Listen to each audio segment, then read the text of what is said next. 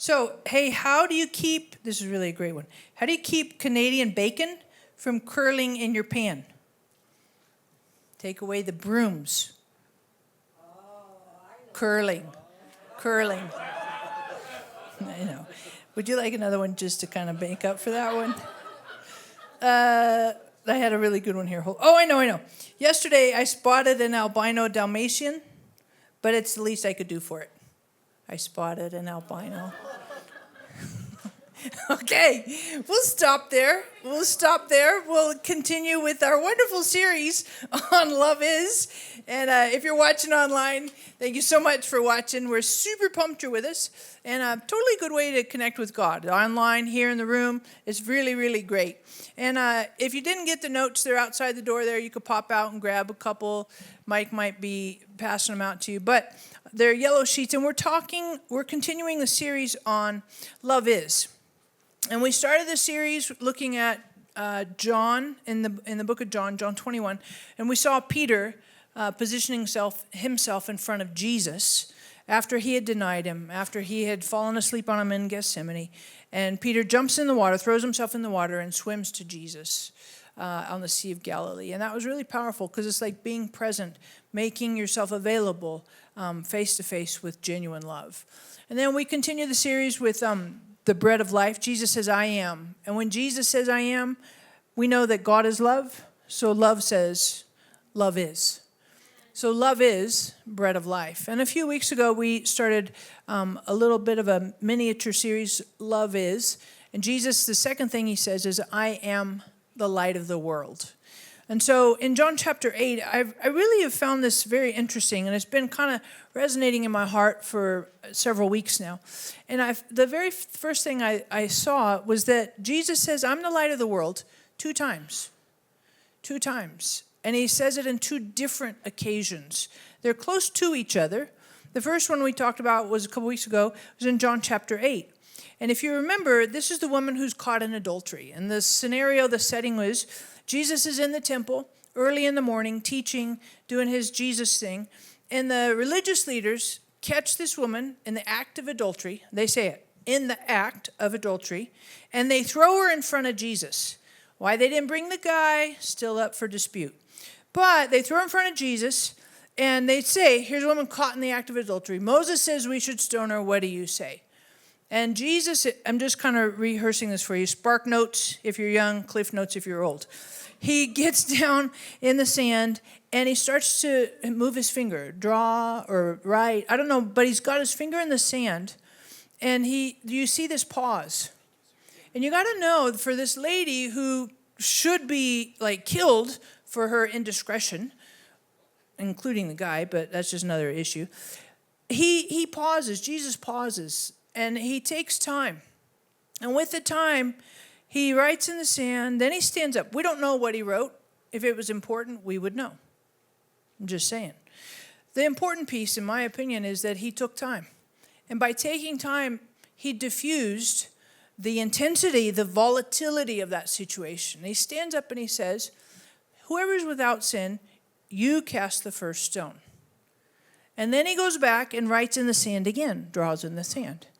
And it says one by one, the religious leaders left, starting with the oldest down to the youngest. Maybe with the oldest because they had the most sin, and the youngest hadn't sinned enough yet to be totally dismissing themselves. And Jesus looks at her and says, where are your accusers? Where are those who condemn you? And she said, there's not anybody.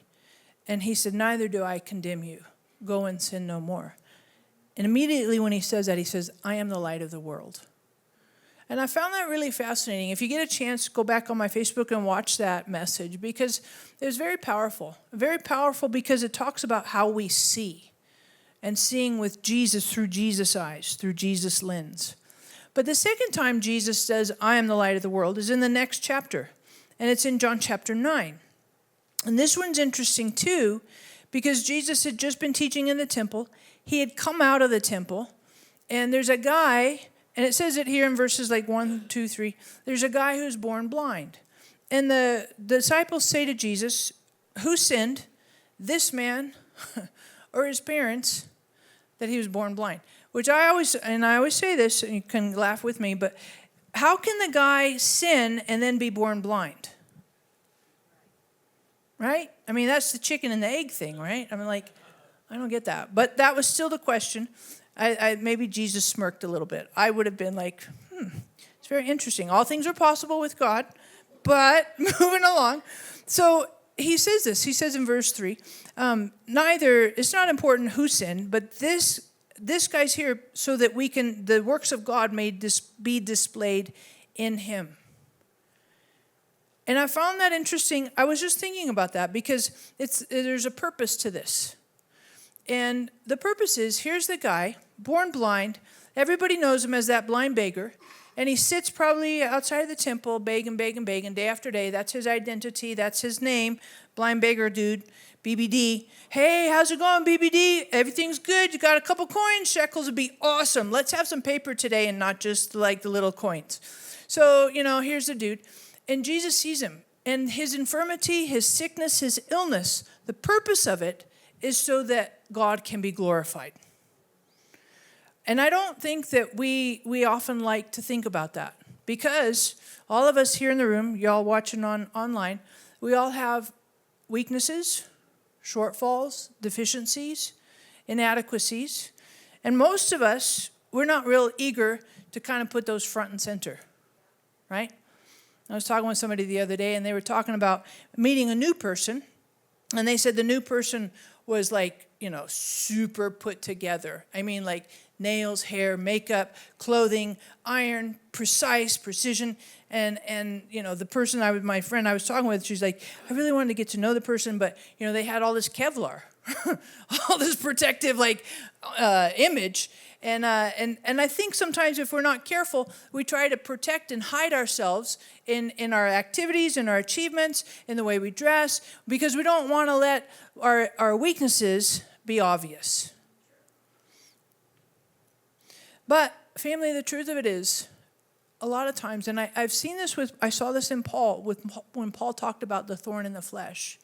When our weaknesses, when we're vulnerable and we're saying, I messed up. I'm not good at this. This is an area I'm struggling. I was talking with Pastor Bree at the beginning before we started service because we were talking about something I was upset about.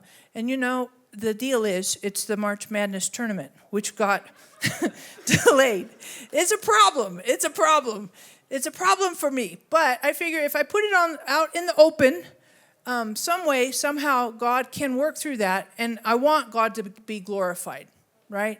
I don't want my weaknesses and my shortfalls to be hidden and obscured. I want God to get glory. I want God to work through and let God be seen, whether I'm insecure, whether I'm not super organized, or I forget schedule stuff and the detail, all that stuff. But if I put it in the light, Jesus can work and move and do phenomenal things, do miraculous things, and work even through my weakness for God to be glorified. So whatever shortfalls you may have, I challenge you, let's not dismiss them, ignore them, and work on stuff. I'm not saying it gives you an excuse not to work on stuff. Of course, work on stuff. But let's make sure that we keep them in the light, because Jesus is the light of the world. And in the light, Jesus can be glorified. And so as you continue on here, I want to show you what happens here, because Jesus says in verse 4, we must work the works of him, we. Notice he says we. He doesn't say I. He's talking to his disciples. That must be you and me. We can be included in the we. So point to yourself and say, that's me. Now online, you could say the same thing. That's me. We, as in Jesus and me, Jesus, you, me, we, must work the works of him who sent me as long as it's day. Night is coming when no one can work. Then verse 5. While I am in the world, I am the light of the world. When he said this, he spat on the ground, made clay from the spittle, applied the clay to the guy's eyes, and then said, go wash in the pool of Siloam. So I really like this because I find it very interesting. And what I did here on your notes is I paralleled this. I did it like a compare and contrast. So we're going to say on the right side over here is the woman caught in adultery, because Jesus was the light of the world with her. But we're also going to parallel it and look at the guy who was born blind. Because in both scenarios, Jesus is the light of the world. Now, if you're the guy, I'm just going to tell you this. If you're the guy and you're born blind, you're the blind beggar dude, BBD, and here's this guy, you don't know who he is, but all of a sudden you hear this, and then you feel like a couple seconds later something warm on your eyes. You're going to think, that's gross, right? What just happened? He did the loogie thing, and now I've got it in my eyes. This is worse than being blind. Disgusting. But nevertheless, my point in all this, you're like, that was a bad rabbit trail. That's true. But here's what I want you to think about. I want you to compare and contrast a little bit. Here's a woman, and I want you to catch some of these contrasts here. Here's a woman. Was she born into adultery? She was not. It's a contrast. She's not born. It's an occasion. It's a situation. It's an event. And I'm saying this because this guy over here, he was born blind. It was a state of being for him.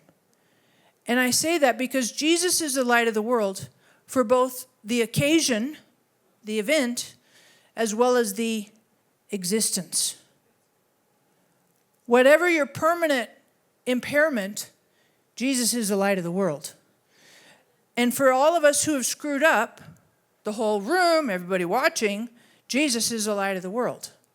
Both scenarios. But I also want you to keep going with me. Notice here that this was, there's an action and an activity. She did the wrong thing. It was his existence. But as you keep going down, notice this. On this side, the woman, she's caught in adultery, and she's exposed. She's brought to the light, so to speak, by the religious leaders. But this guy over here, if you notice what happens with him, he's seen every day. Every single day. No hiding. It's who he is. I'm blind, can't help it. It's what it is. She was brought out of the light and exposed and shamed.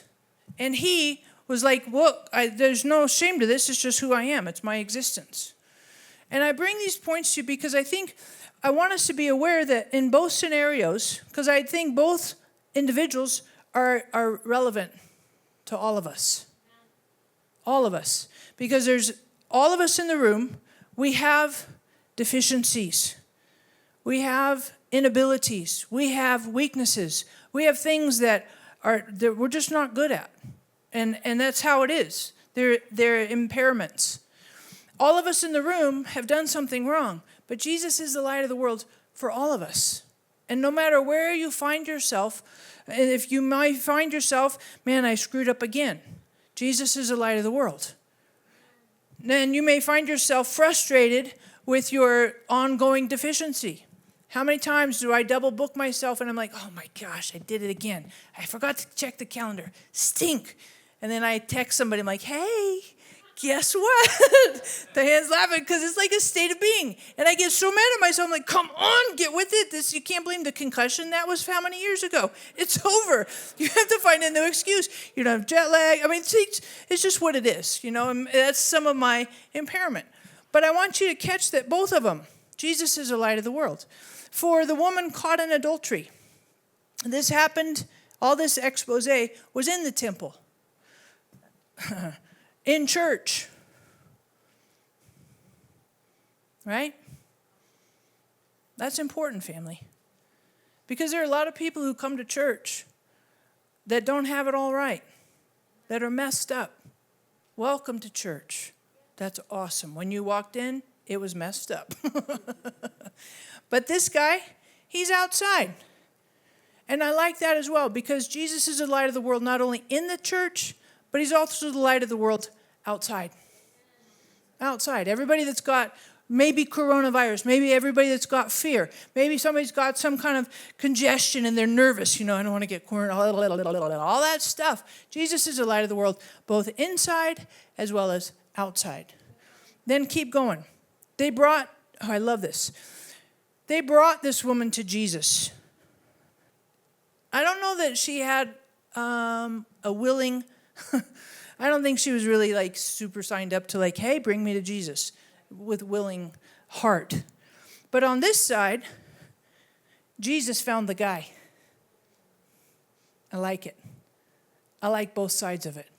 Because whether we bring somebody to Jesus and they're in desperate need and they've done everything wrong, or whether we're outside, we don't even know, but Jesus finds us. The light of the world finds us even in our darkness. Then watch this. Oh, this is really, really good. Over here, Jesus begins to draw in the dirt. And he does it twice. He takes time, he stoops over, and this is the Son of God. This is genuine love, touching dirt. And I just remind you, let me just remind you, that in Genesis chapter 2, God got his hands in the dirt and shaped and formed man. So God is familiar with dirt, right? It doesn't make him uptight. He's not going to get uptight looking and getting his hands dirty and getting involved in your life. You don't want to mess with that. God is too dirty. Jesus gets in the dirt. He draws in the dirt. He takes time to settle into the dirt. But on this side, he spits in the dirt. Right? And I love this about Jesus because he's very unconventional. I mean, okay, you're going to draw in the sand, draw in the dirt, and you got to know the religious leaders on this side are like, stop doing that. Pay attention to what's really at hand here. We got to deal with this indiscretion. That's not right. But he's unconventional over here, and obviously he's super unconventional over here, spitting in the dirt, making mud, and putting it on the guy's eyes. But whether he spits in the dirt or whether he writes in the dirt, he still has his hands in the dirt, family. He's still doing the dirty stuff in our lives, still working with us and still not put off by the dirt. And I love that Jesus says, okay, I'm going to do things in ways that you wouldn't expect. The religious leaders have these expectations about what to do, stone the chick, and how Jesus heals this guy. For a lot of us, we wouldn't say, do that spitting thing again. That's unconventional, right? Do that spit thing, hock a loogie, and let's see what happens. I don't see us saying that. Seriously. But I love that Jesus is the light of the world. And the light of the world does things that are not always in your logical, conventional mind. And let's be open to that. When I first brought up the idea of night care, which is what we do with Saving Moses, babies and toddlers of sex workers in developing countries, we take care of them at nighttime while their moms work. When I first brought up that idea, people looked at me like I was a lunatic. What are you smoking? That is the craziest, stupidest, weirdest thing on the planet. And then I was like, well, if we don't do that, those babies are on the bed with mom as she's working. And then you'd see the light, no pun intended, go on. Exactly. It seems a little unconventional, but at the end of the day, it's a phenomenal expression of genuine love. And genuine love doesn't always do what's conventional. Genuine love goes beyond your natural mind, your natural thinking, your expectations, goes far beyond, exceeds what you could ever perceive in your own limited cognitive abilities. Totally goes beyond that. So he draws in the dirt. Notice on this side, with the woman caught in adultery, there's an audience. Jesus is teaching, plus he's got religious leaders. There's an audience. But I appreciate that the light of the world doesn't always need an audience. Because with this guy, there's no audience. It's the BBD who's always there. And everybody kind of bypasses him, blind beggar dude. They bypass him because he's always, just the common everyday, that's that guy, throw a couple shekels and move on down the road. He doesn't have an audience. And I appreciate that Jesus, the light of the world, can be light with both an audience and without an audience.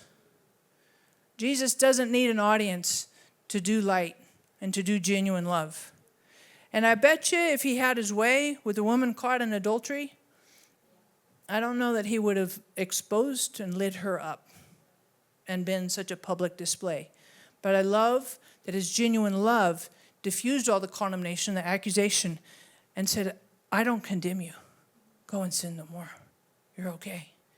So he has an audience, he doesn't have an audience.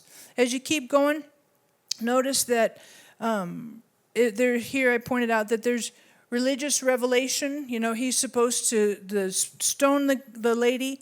And over here, and it's religiously relevant. Because, I mean, they're really kind of making this a high-octane, super intense moment. Everything's culminating for her to get killed. But over here, this guy's irrelevant. He's a blip on the... I mean, he's just... Nobody notices him. She gets all the visibility and has massive religious overtones to it. He has no religious overtones. And the light of the world doesn't need the religious stuff to continue being the light of the world. As you keep going down, the purpose over here was to expose her, to distort her, and really, ultimately, to kill her. And what does the thief come to do? Steal, kill, and destroy. What does the enemy do? The enemy is the accuser of the brethren. The enemy deceives and the enemy condemns. That's all the territory, and those are all the things that the religious leaders were doing. Eek. They're trying to expose her. They're trying to kill her, and they're on the devil's agenda. But over here, the purpose is to reveal God's work. And I like that the light of the world doesn't allow Satan to get his way. And the light of the world comes over here with the blind guy, and this no-name BBD, and really lights him up and says, hey, I want to let your life be a display, magnified, to absolutely advertise the power of Jesus, the power of the light of the world. And so when you watch the purposes, to destroy and to magnify Jesus, to magnify God, but the light of the world gets his way no matter what. And over here, this is what happens. Jesus saved her future. The light of the world saved her future. That's what light does. Light preserves what's happening into the future. Wherever there's twilight, wherever there's dim, wherever things are gray, where there's obscurity, then the future gets called into question. But over here, not only that Jesus protects and saves her future, but over here with this guy, he heals his vision. He gives him light. For the first time in his whole life, he has light in his eyes, and his eyes see. You know that you have to have light for your eyes to see. You ever been in a dark room that's so dark you can't see the hand in front of you? How does that make you feel? A little jittery, right? Think about it. You're like, I don't want to step anywhere. You kind of freeze in the moment. But the light of the world comes, speaks to this guy, does something super unconventional, and tells him, go wash in the pool of Siloam. Here's a blind guy, makes it worse with mud on his eyes, and then tells him, take a walk. Like, how does that play out? But he does it. But he heals him, and he sees for the first time, the very first time in his entire life, his cornea, his iris, and the other, what are those other things that we have in there? Retina, rods and cones, and your nerve thing, optical nerve. I know, it's like we're playing games here. It's super fun for me and you, I'm sure. But all that stuff starts to work for the first time in his life. And his eyes see. And he's like, ugh. And he saves her future, but he heals his eyes. He gives him vision. And I want to say this, when the light of the world, when we receive Jesus as fully the light of the world, family, I think that's the only time we really see accurately. I think a lot of times when we see through our own eyes, through our own thoughts, our own perceptions, our own filters, and we also say nothing of our upbringing. Because some of us have things that happen to us from our upbringing that have shaped our perception. True? Oh my gosh, totally true. Totally true. But I'm telling you, family, when we ask Jesus, be the light in my eyes, be the light of my life, we begin to see, understand, and perceive through the eyes of genuine love. And if we don't see through the eyes of genuine love, then stuff gets shady. Stuff gets opaque, gets obscure. It's twilight. It's not accurate. And I love that Jesus saw this woman with eyes of love, and he saw this man through eyes of love. He saw who he made them to be. And that's how Jesus sees you. Jesus sees you who he has made you to be. And he's aware of your shortfalls. He's aware of deficiencies, all that stuff. But he's the light of the world. And he sees, and he gets in the dirt, and he can make stuff come together. He can do healing. He can do restoration. He can completely redeem because he's the light of the world. And when we let Jesus, and we look through those eyes of love, we begin to see ourselves accurately for the first time, many of us, and we see other people accurately. We don't see him as that jerk who cut us off in driving or whatever. And we say, well, maybe. But, I mean, we see people more accurately. We see them we see beyond their deficiencies. We see beyond the facade. We see beyond the Kevlar put together, beautiful nails, hair, skin, makeup, all. We see past that, and we see them how Jesus sees them, fearfully, wonderfully made, with genuine love pouring out of our hearts to help connect with them. That's what Jesus sees when he sees us. And he wants to see through us and let us be. That's the very bottom part of it. Let us be the light of the world. We're going to get to that. I jumped ahead because I got excited. So here's what he says. To this woman, after the whole fiasco blows up and everybody leaves, he says to her, go and sin no more. And she leaves. And she walks away with hope and a future. But to this guy, and I want you to catch this, because the guy goes, washes in the pool of Siloam, and he comes back seeing. And everybody's freaked out. They're like, aren't you the BBD? I was the BBD, but now I'm not the BBD anymore. Blind beggar dude. I'm like that real guy who was sitting there. And what happens here, I want you to catch this. From verses 13, well, even earlier than that, when everybody saw him and said, hey, aren't you that guy? And the guy said, I am that guy, but somebody told me to go wash at the pool. I went and washed, verse 11, and then I came back and received my sight. And they said, well, where's the guy who did the eye thing, the mud in your eye? So verse 13, from verses 13, and I want you to flip over all the way down to verse 34, 13 to 34, 20 verses. 20 verses. The religious leaders grill him. They put him through the paces. They're like, you can't really be that guy. Maybe you weren't really born blind. So they call in his parents. Hey, is this your son? It is our son. Was he born blind? He was. Well, how does he see now? I don't know. He's an adult. He can speak for himself. That's the parents. The parents don't even step into it.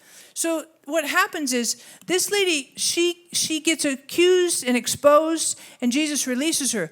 In the same way, the light of the world, when the light of the world comes into your life and begins to do things, begins to redeem you, to set you free, begins to heal you, don't expect that everybody's going to be whippy, skippy about that. Because this guy, and he's like, can't you just be happy with me? I'm seeing for the first time in my whole life, and you guys have to be total jerks. What is your deal? And family, when somebody receives Jesus and the light of the world comes into their life, can we be happy with them? Can we celebrate? Well, I knew you win, and you weren't that, da-da-da. I know, but Jesus has come into my life. He's brought genuine love. He's illuminated my eyes. I can see clearly now. The rain is gone. It's going to be a bright, sunshiny day. Oh my gosh. Seriously. Can we celebrate? Because the religious leaders didn't. They were very, very prickly and very, very crude and rude. But I like what happened. So Jesus releases her. But then in verse 35... after this poor guy got grilled for just being healed, like he's like the victim of a healing, how that works, I don't know, but I like this. Jesus releases her, but Jesus finds him. After this whole fiasco, and he's like, I don't know, but I can still see, and that's how this rolls out. Jesus finds him. And I like that Jesus isn't just about the miracle, but more important to Jesus is the relationship. He seeks him out. And Jesus can absolutely do miracles, indisputable, no doubt about it. But more important to Jesus isn't just the miracle, it's the relationship, the connection, and the intimacy that is possible. And Jesus finds him after that whole fiasco, and he says to them, finding him in verse 35, do you believe in the Son of Man? Verse 36. And the former blind guy says, "Who is he that I may believe in him?" Jesus said, "You have seen him, and he's the one talking with you." And so he said, "Lord, I believe." And he worshiped him. So what happens here is this lady gets released, and this guy gets reconciled. Both of them. Both of them get their life. Both of them get their vision. Both of them get hope in a future. And then watch this. Over here, she experiences forgiveness, no more condemnation. Over here, this guy experiences God's power. And finally, the religious leaders leave one by one over here and leave her alone. Over here, I think this is sad. His family abandons him. And maybe that's part of the glory of Jesus finding him. It's like, I know what happened with your dad and your mom. I know what went down. I know they kind of hung you out to dry. But I'm here, and I'm here to connect with you. I'm here to integrate and be a part of your life and help you know that you have a future and good things. Not only do you have physical vision, but now I'm here with you literally as the light of the world. So I see both of these scenarios, and I love that Jesus is the light of the world. The light of the world for all of us. Whether it's an event, a situation, or whether it's a weakness, something that we don't have. Jesus is the light of the world. So what I'd like to ask you to do is a couple of takeaways here. Number one is see through Jesus' light or lens. See through Jesus' lens. You know, it's exciting, not really. I'm having to wear readers now. I'm not happy about that. But the readers help me. And I'll go to a restaurant and I have a menu. And I'm like, I'll ask the person across from me, hey, can you hold the menu on the other side and like put it way out there? Because I'm having a hard time, especially if I forget my readers. But I really want to encourage you that when we look at life, that we look through the eyes of genuine love. When we look at people around us. And I said on point number 2, to see ourselves as Jesus sees ourselves. I think so many times the accuser has whispered in our ears, has tainted, has distorted, has tried to condemn, has accused. It's just done all kinds of horrible things. But family, when we let Jesus be the light of our life, we see through love around us, but we also see ourselves through the lens of love.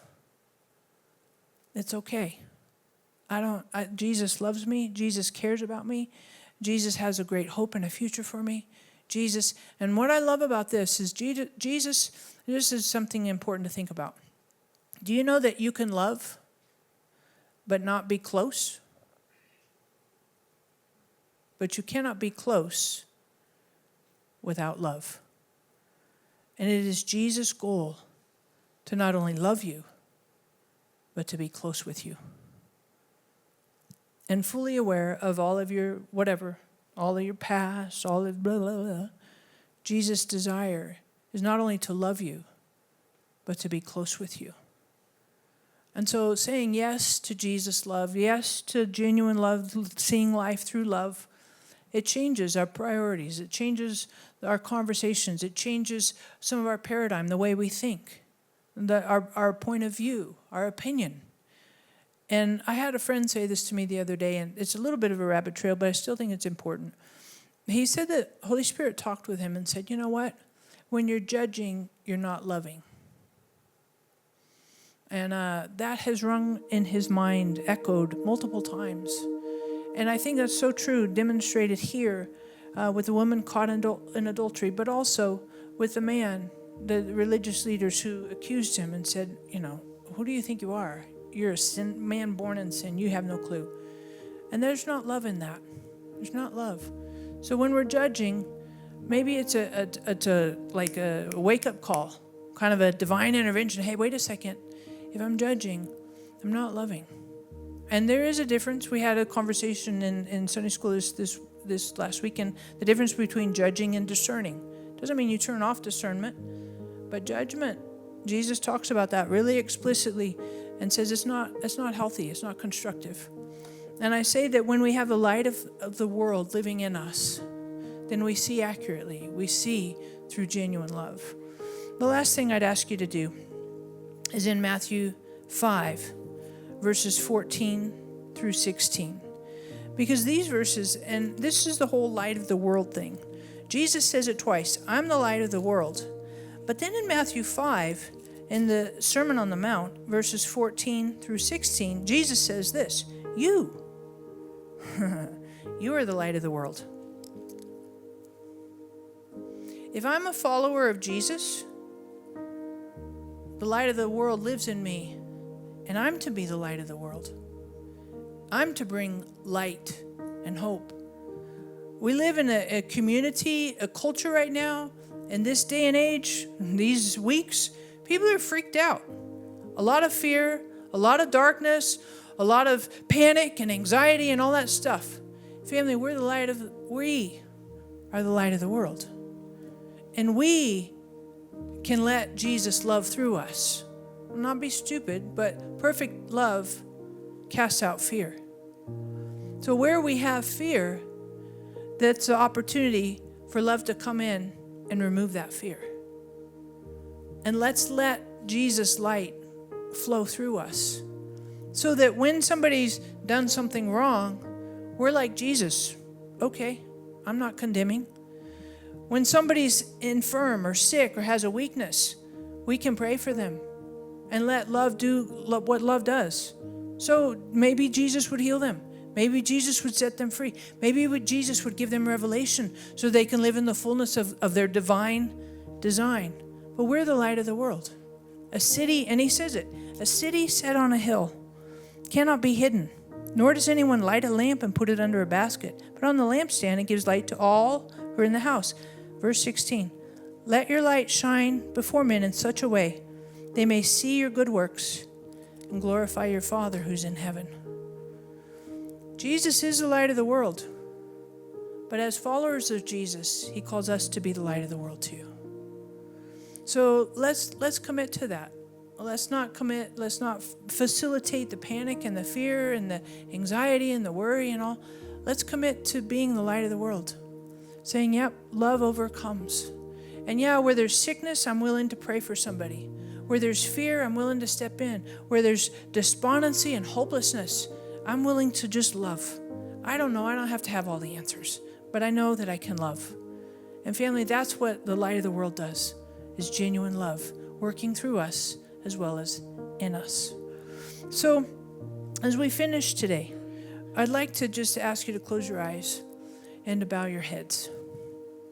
Close your eyes, bow your heads.